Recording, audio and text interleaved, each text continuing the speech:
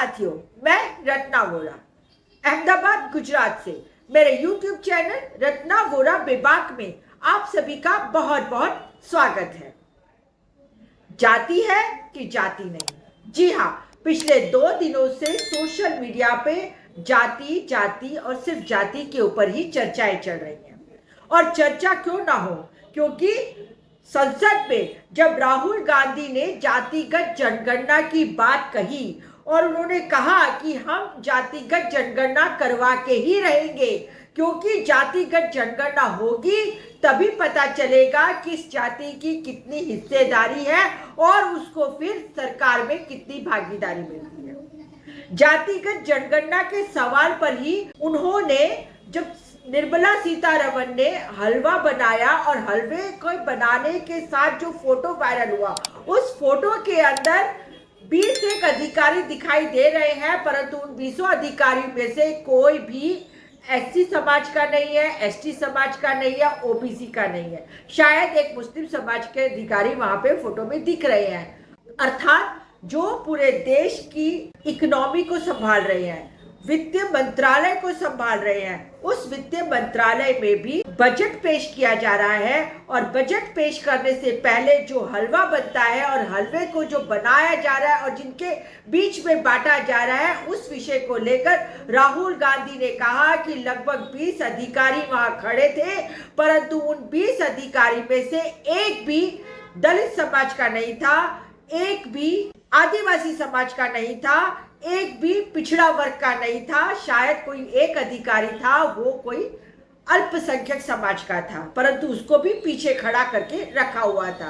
तो राहुल गांधी जी ये क्यों बता रहे हैं कि इस तरीके से ये व्यवस्था क्यों चल रही है?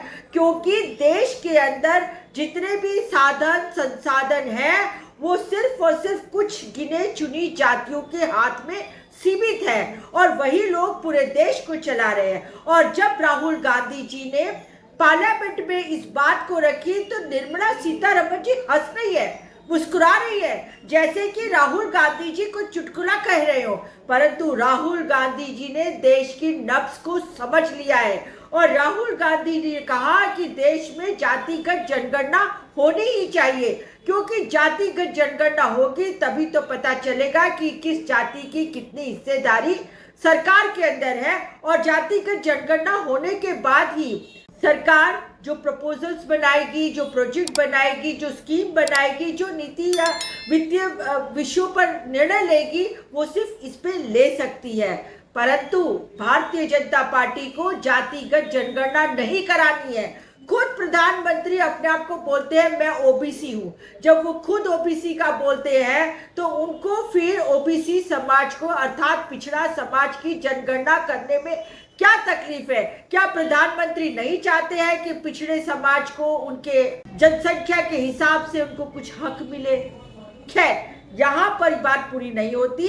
जब राहुल गांधी जी जातिगत जनगणना की बात करते हैं तब भारतीय जनता पार्टी के सांसद अनुराग ठाकुर उठ के खड़े होते हैं और कहते हैं, सभापति महोदय जी, संसद में ओबीसी की जनगणना की बात चल रही है और ये बात वो कर रहा है जिसको खुद की अपनी जाति के बारे में पता नहीं है।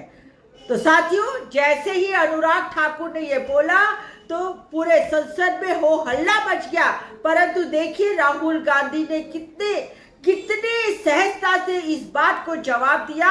उन्होंने कहा कि अनुराग ठाकुर जी ने मुझे गाली दी है, परंतु अगर जो भी इंसान पिछड़ों की बात करेगा, दलितों की बात करेगा, आदिवासियों की बात करेगा, अल्पसंख्यकों की बात करेगा, उसे गाली खानी पड़ेगी और मैं गाली खाने के लिए तैयार हूं। और इसके साथ ही उन्होंने कहा कि मुझे अनुराग ठाकुर जी की माफी भी नहीं चाहिए, मैं गाली खाने के लिए तैयार हूं, क्योंकि मैं दलितों की बात करता हूं, पिछड़ों की बात करता हूं, आदिवासी की बात करता हूं और अल्पसंख्यक की बात करता हूं और करूंगा। देखिए इस वीडियो में किस तरीके से अनुराग ठाकुर भारतीय जनता पार्टी का सांसद राहुल गांधी जी को कटाक्ष करता है, गाली देता है और उसके बाद क्या जवाब देते हैं राहुल गांधी जी। ओबीसी की बात, जनगणना की बात बहुत की जाती है। माननीय सभापति जी, जिसकी जात का पता नहीं वो गन्ना की बात करता है। दलितों की, आदिवासियों की, पिछड़ों की बात उठाता है, जो भी उनके लिए लड़ता है उसको गाली खाना ही पड़ता है। और मैं ये सब गालियां खुशी से खाऊंगा, क्योंकि महाभारत की बात हुई तो महाभारत में अर्जुन को सिर्फ मच्छी की आंख दिख रही थी, उसी प्रकार मुझे सिर्फ मच्छी की आंख दिख रही है। जाति जनगणना हम करा के दिखाएंगे, खत्म। आपको जितनी गाली देनी है आप दीजिए, हम खुशी से लेंगे। अनुराग ठाकुर जी ने मुझ पर गाली दी है। नहीं, कोई बात मुझे सब बोलने दीजिए सर, मुझे उनको बोले सर अनुराग ठाकुर जी ने मुझे इंसल्ट किया है, मगर मैं अनुराग ठाकुर जी से कोई माफ़ी नहीं चाहता हूं। मुझे कोई माफ़ी की ज़रूरत नहीं है। मैं लड़ाई लड़ रहा हूं, जितनी आपको गाली देनी है मैं आपसे कभी माफ़ी नहीं मांगूंगा, मुझे आपकी माफ़ी नहीं चाहिए। तो साथियों, अब सवाल ये उठता है कि आखिर जब पूरा देश जानना चाहता है कि कितनी जाति की कितनी संख्या है, तो ये एनडीए की सरकार जातिगत जनगणना क्यों नहीं कराना चाहती है? इसका एक ही उत्तर है, क्योंकि यदि जातिगत जनगणना हो गई तो पता चल जाएगा कि किसके हाथ में कितना संसाधन है और देश की कितनी संपत्ति है। जैसा कि आपको मालूम है कि देश के अंदर सिर्फ 15% ही स्वर्ण समाज के लोग हैं, अर्थात ब्राह्मण, क्षत्रिय, वैश्य है, और उन 15% को भी EWS मतलब इकोनॉमिकली वीकर सेक्शन के नाम से 10% का आरक्षण दे दिया गया है, और सुप्रीम कोर्ट ने भी उस पर अपनी मोहर लगा दी है। अर्थात एक तरफ 15% को पूरे के पूरे 10% का आरक्षण, और दूसरी तरफ 85% को सिर्फ और सिर्फ 50% का आरक्षण। तो सरकार इसी वजह से जातिगत जनगणना नहीं कराना चाहती कि लोगों को पता चल जाएगा, देश की जनता को पता चल जाएगा कि हमारी जनसंख्या होने के बावजूद भी हमें कहीं कोई लाभ नहीं है। तो साथियों, इसे कहते हैं हाथी के दांत दिखाने के और खाने के और।